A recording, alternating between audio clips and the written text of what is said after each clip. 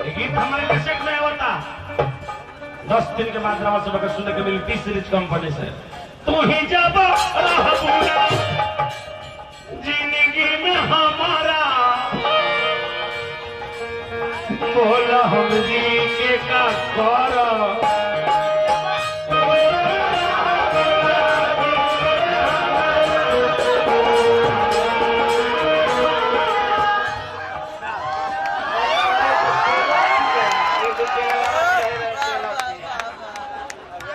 भैया हमें तो उन्होंने लूटा।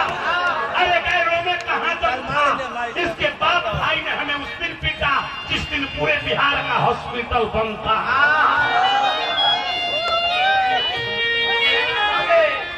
अगले दिन एम्बुलेंस मंगाया गया। अरे जिसमें तेले कम था। अरे हमें तो नर्सों ने इलाज किया। इन डॉक्टरों में कहां दम था। हमें उस बेड पर सुलाया जिस बेड के नीचे लगाया गया एटम बम था।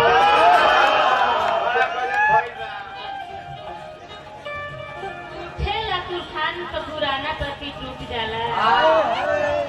उठेला तूफान तो पुराना प्रति टूट जाला।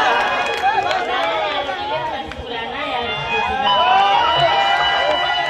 नया यार मिले के बाद पुराना यार छूट जाला। अरे वो दिन तो मोहब्बत है नहीं। तू ही चल रहा बुना जिंदगी में हमारा बोला हम जी के का करो कहानी है बाबा जहरा जुदाई के। अरे पियाला से नीमन खाके जहर हम मारो। सुने हमारा समय नहीं खे अंतिम में हम तरह से कहते हैं खोल के बोलो। सुनी जहर में खेती लग तो जाके गंगो जी में डूब के मर गए।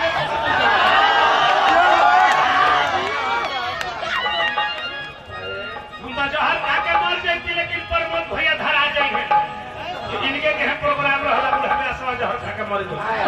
सुन ले तू हुजी जाबे रोई रोई कहल जादू जी के होई।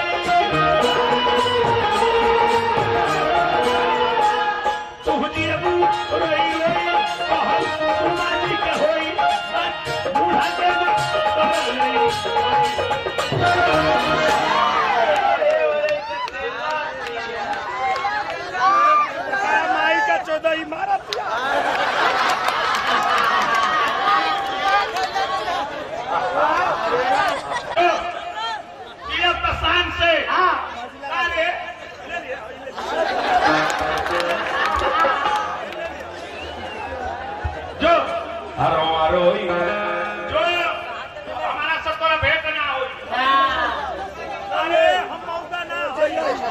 जाके मर जो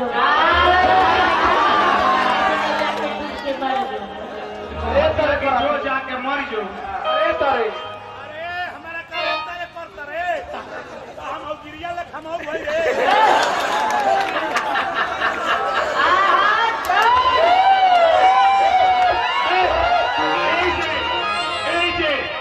अतना लोग के बीच में जब दीवाना के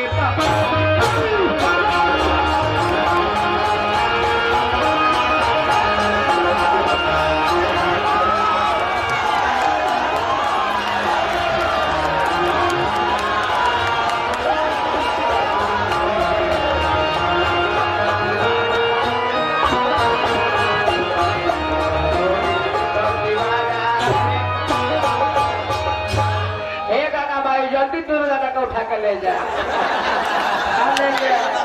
आवाला कोने पर आता तो दुश्मन गलो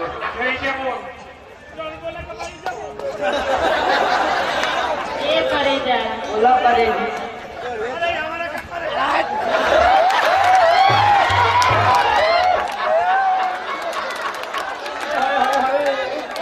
ये करे जा रउआ के तो हम परीक्षा लेत रहनी कि रउआ हमरा से कितना प्यार करेनी। अरे ते हमार परीक्षा लेते रहे तो हम हूँ एक दिन ले परीक्षा परीक्षा लेकिन तोरा बात तो हमारा विश्वास नहीं है। ना क्रिया क्रिया 3 महीना में उल्टाती है बात से कान भगे उठ बैठ। हाँ और खाली रहे दे ऐसे तो गिर गई ढेर बस के बैठा तर भाई भाई पता करे तने हमरा में ठेकी जाए। अरे जीता था जिसके लिए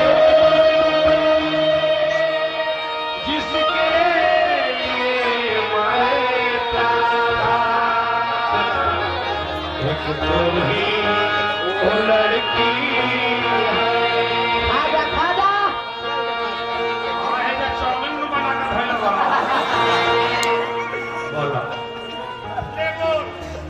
बोला समय हो गइल बा बोल दुश्मनों में दोस्त मिलेला, दुश्मनों में दोस्त मिलेला, कांटों में फूल खिलेला। ए राजा जी कांटे समझ के छोड़ मत दे हमरा के, कांटे ही फूल के ही बात।